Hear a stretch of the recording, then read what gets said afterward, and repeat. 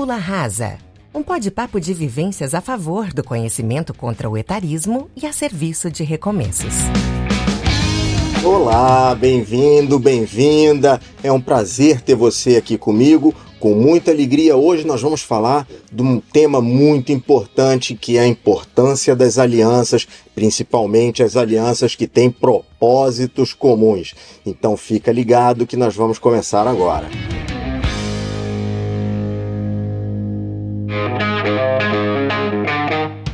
Chegamos a um momento maravilhoso da nossa carreira, no qual a gente pode pensar em não mais andar sozinho ou em pequenos grupos e ampliar esse grupo com o qual a gente está caminhando.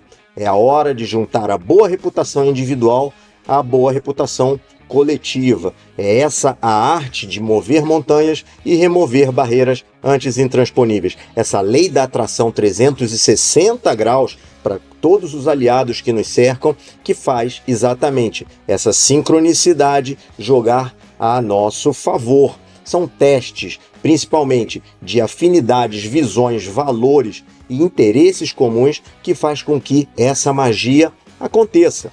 A experiência e a vivência contam muito, a maturidade muito mais. Trabalhar contra ameaças comuns para proteger esse futuro, uma vez agora lado a lado com esses aliados tão poderosos, é o que importa daqui para frente. No marcador número 5 a gente vai falar sobre quem tem aliados de alto valor, tem tudo o que precisa. Isso dá sentido, precifica e potencializa todos os demais marcadores que a gente já comentou e os que a gente ainda vai viver daqui para frente. Para o plano de carreira da aposentadoria voluntária, esse sentimento de pertencimento, ele passa a ser um elemento mandatório para um melhor recomeço.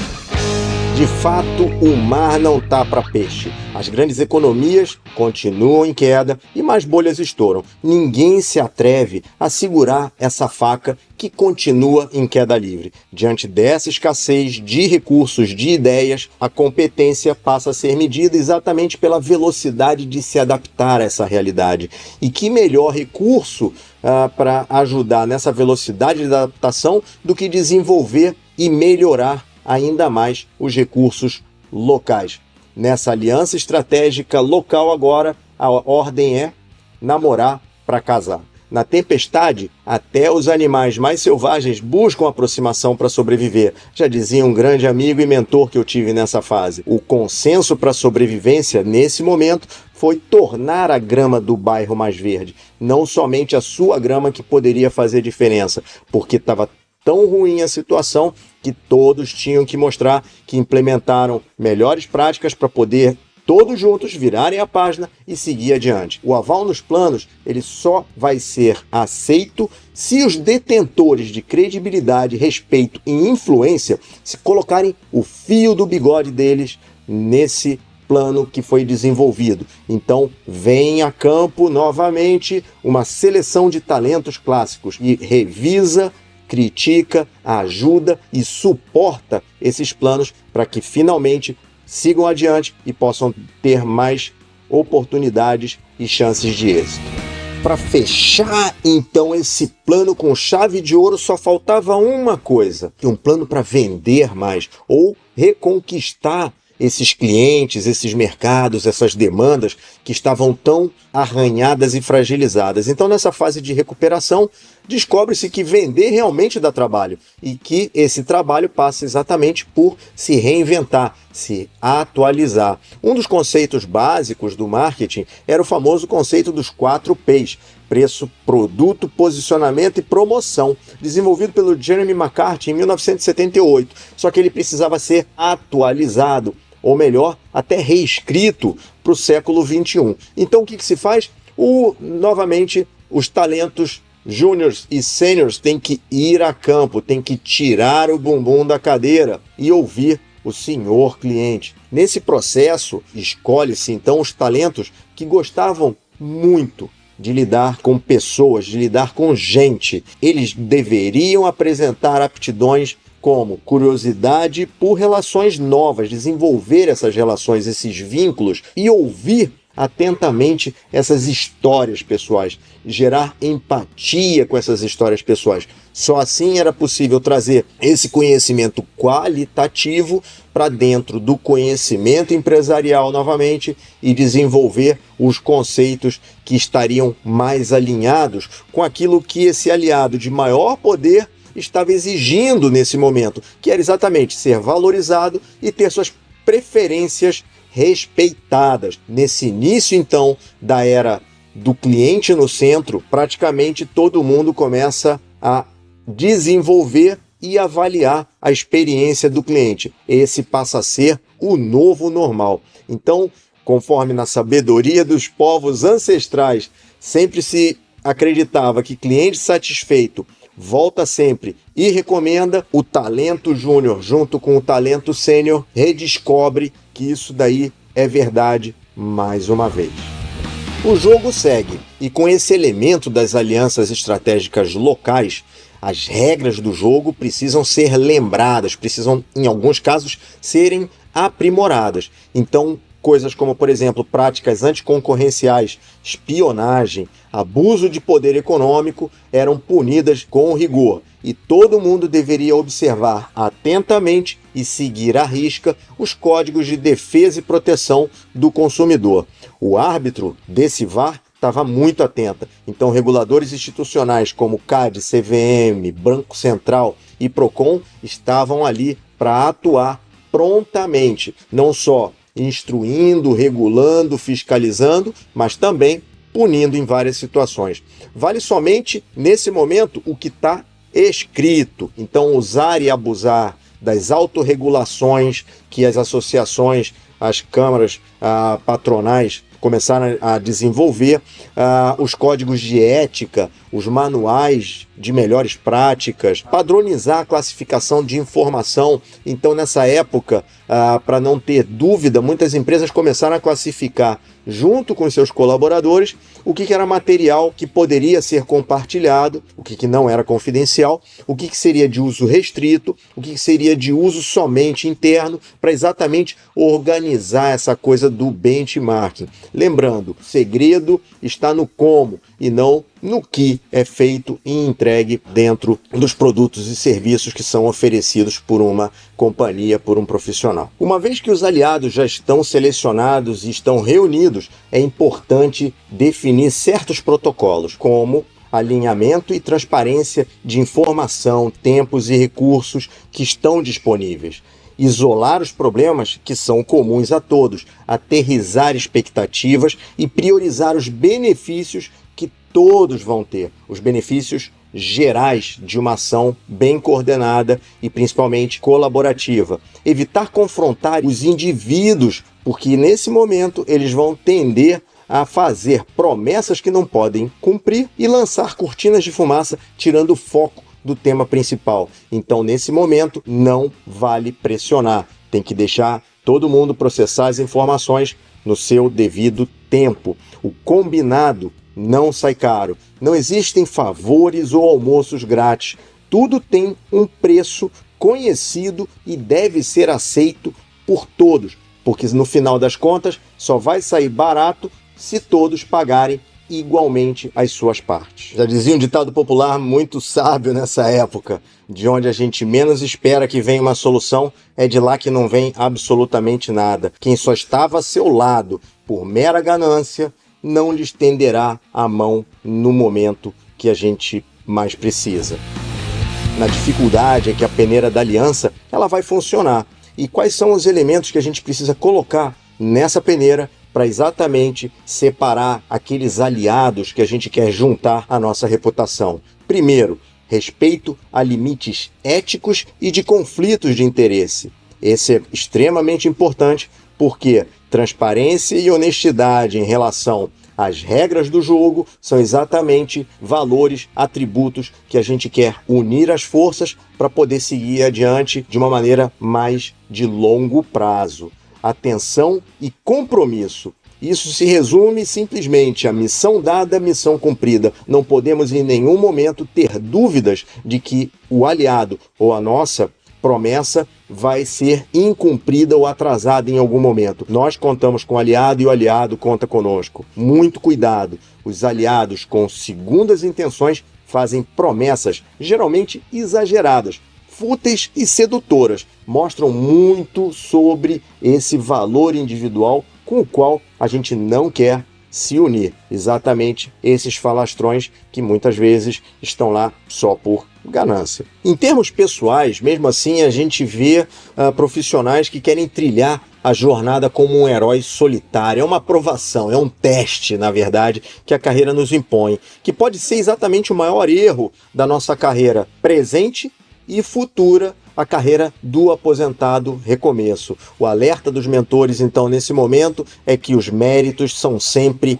coletivos e nunca individuais. Abrir mão de alianças é a opção para quem não quer pertencer. E a gente não pode se dar o luxo de não pertencer. Fazer parte de um grupo com as mesmas afinidades, interesses, visões, valores e propósitos comuns é exatamente um erro estratégico que não volta atrás. Então a gente precisa sim fortalecer e criar esses elos fortes nesse momento da nossa carreira. As crenças limitantes que muitas vezes alguns profissionais trazem dentro de si, que os impedem de avançar desarmados nesse ambiente de alianças, é exatamente medo, preconceito e ganância, que são combatidas e podem ser combatidas com maior volume de experimentação, de vivência, de recomendações, de informações válidas sobre as alianças, sobre as parcerias e, principalmente, muita generosidade. Essa generosidade no ambiente de trabalho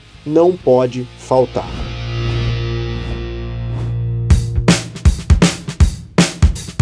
Como que a gente quer ser lembrado? Como que eu queria ser lembrado? Pela pessoa física ou pela pessoa jurídica?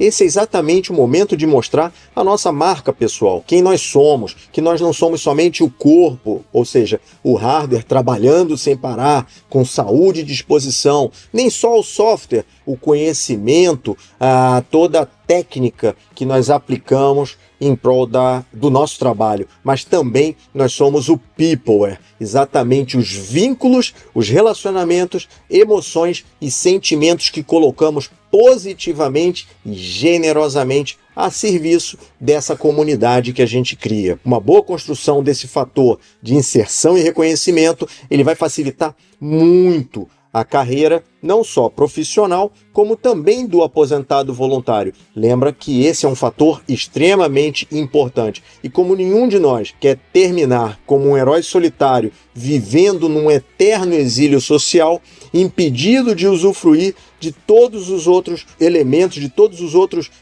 outras conquistas que conseguimos até esse momento. Então é importante ter muita atenção para a construção desses elos. O patrimônio de vínculos é exatamente o maior tesouro para qualquer recomeço.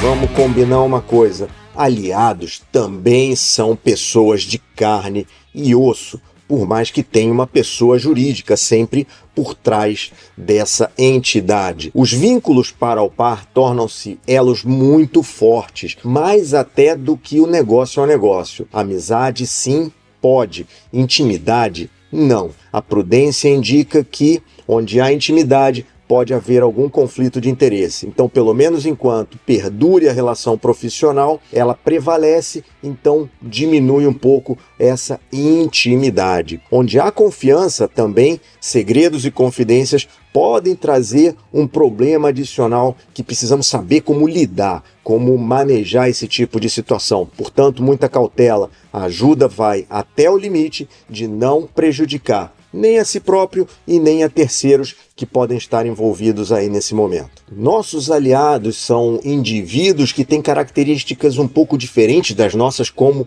nós somos empregados, eles são empreendedores. E os empreendedores têm uma visão de risco, têm uma visão de oportunidade bem diferente. Então, muitas vezes, essa visão conflita. E quando existem esses conflitos, o prudente da nossa parte é exatamente esclarecer, discutir, tentar fazer com que as duas partes consigam chegar a um consenso em relação ao risco que seria tolerável aquele aliado apresentar naquela relação comercial, naquela relação profissional que desenvolve, no caso, com a sua pessoa. Alguns exemplos do que eu vi me fizeram levantar essa bandeira amarela para o meu aliado e tentar demovê-lo de determinadas situações que poderiam ter consequências muito danosas para o negócio, porque exatamente esse risco era exagerado. Então, alguns exemplos desses riscos exagerados podem ser imobilização do caixa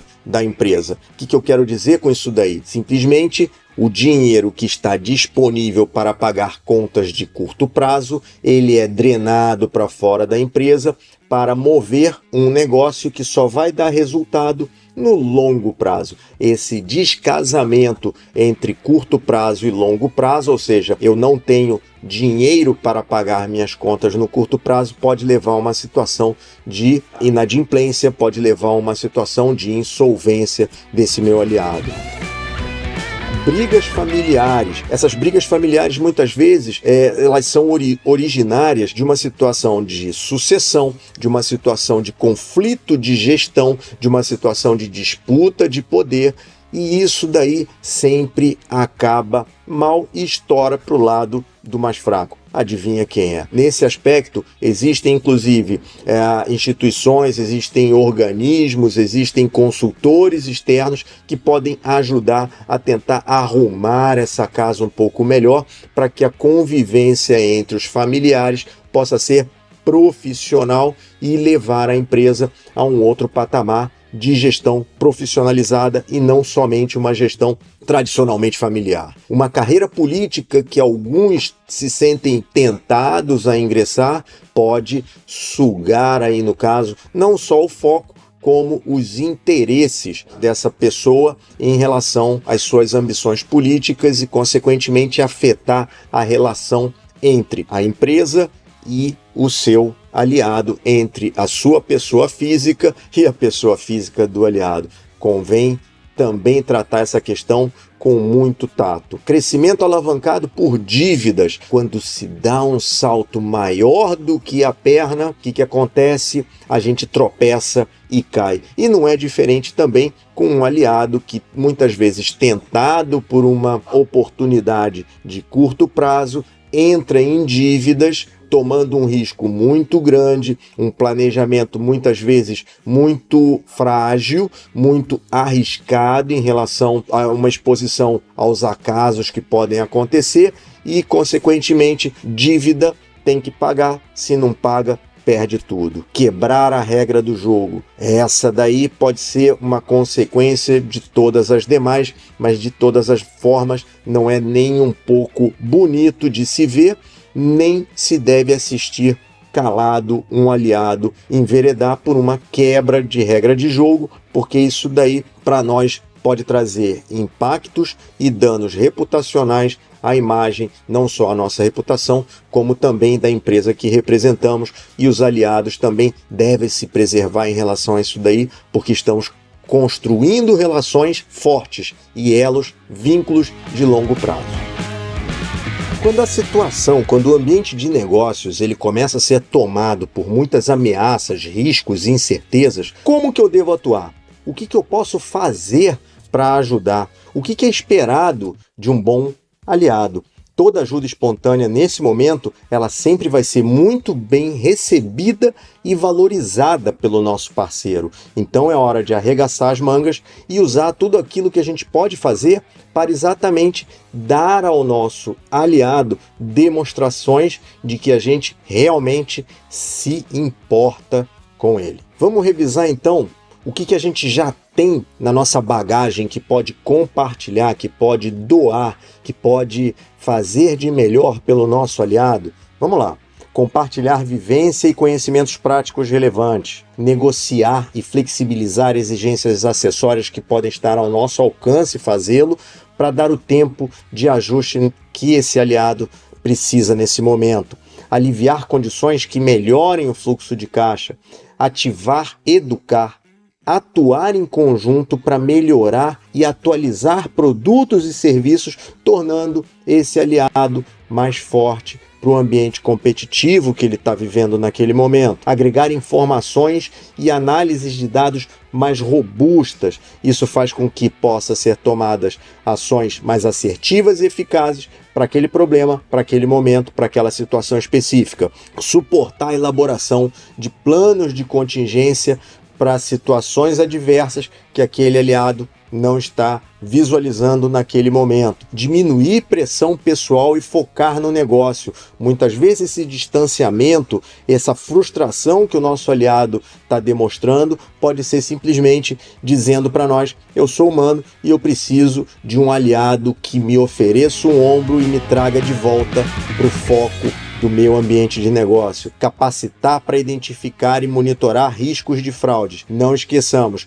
nos momentos mais turbulentos, nos momentos de maior fraqueza, é que os oportunistas e sabotadores começam a mostrar suas faces, suas armas e começam a ameaçar de uma forma muito perigosa as nossas organizações, os nossos aliados, os nossos clientes. Nesse momento, a nossa atuação deve ser implacável e todo mundo se ajudar nesse momento contra essas fraudes que podem estar se apresentando. Recapitulando, uma andorinha só não faz verão. O marcador número 5 nos ensina que na hora do aperto, os bons aliados fazem toda a diferença entre avançar e retroceder. Aliados se unem a quem você é e não quem você está. Mostra a sua cara, olho no olho, muita empatia. Essa admiração e gratidão recíproca vai enriquecer ainda mais a nossa vida pessoal e profissional. As relações de amigo de fé, meu irmão camarada, estão sempre acima de benefícios momentâneos. Esses caminhos, quando se cruzam e mostram a jornada comum, é para abraçar. É exatamente isso que vai gerar esse sentimento de pertencimento tão importante e tão rico para a nossa vida futura, como um aposentado em recomeço, um aposentado voluntário. No próximo episódio, vamos ver o marcador número 6, preparando uma sopa de pedra. Antes do ritual dos louros da vitória, não se pode ignorar que se alguma coisa pode dar errado, ela vai dar errado. A velha lei de Murphy. Aumentar a confiança ante um grande desafio é simples, mas dá muito trabalho. Até a próxima. Você ouviu Tábula Rasa com Felipe Ferreira. Acesse tabularasasenior.com.br para ouvir todos os episódios e ter acesso a muito mais conteúdo. E nos siga nas redes sociais. O Tábula Rasa é produzido pela Radiofobia Podcast e Multimídia. Esperamos você no próximo episódio.